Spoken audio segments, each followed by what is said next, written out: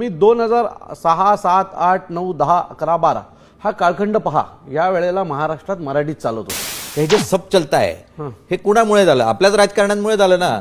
नाही, आपल्या राजकारण्यांमुळे झालं, पण हे वाढलं कधी सांगतो. हे सगळं वाढलं 2014 नंतर. 2014 नंतर भारतीय जनता पक्षाची सरकार आल्याच्या नंतर हा प्रमाण खूप वाढला. तुम्ही 2006, 7, 8, 9, 10, 11, 12 हा कालखंड पहा. या वेळेला महाराष्ट्रात मराठीत चालत होतं. सन्माननीय राजसाहेबांनी मराठीचा मुद्दा हातात घेतला आणि संपूर्ण महाराष्ट्र त्यावेळेला एकवटला होता. त्यावेळेला महाराष्ट्र नवनिर्माण सेनेला चांगलं यशही आलं होतं, पण ते यशाच्या मागचं कारण होतं मराठी माणसांची एकजूट. ती 2014ला हिंदुत्वाकडे गेली, मोदींचं सरकार आलं आणि मग बाहेरनं आलेल्या लोकांचं आमच्यावरचं वर्चस्व वाढण्याचं काम सुरू झालं.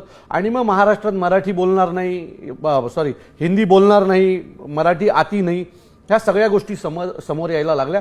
आणि मागच्या काही काळात म्हणजे मागच्या 1-1.5 वर्षात याची मराठी माणसामध्ये चीड निर्माण व्हायला लागली की यार आमच्या राज्यामध्ये जर एखादा रिक्षाने जाताना आम्हाला सांगतोय नाही आपको हिंदी में बात करना पडेगा, दुकानात गेल्यावर आपको हिंदी में बात करना पडेगा, आम्ही मराठी आती नाही, या गोष्टी ज्या सतत यायला लागल्या ना, त्यातून हा राग निर्माण व्हायला लागला.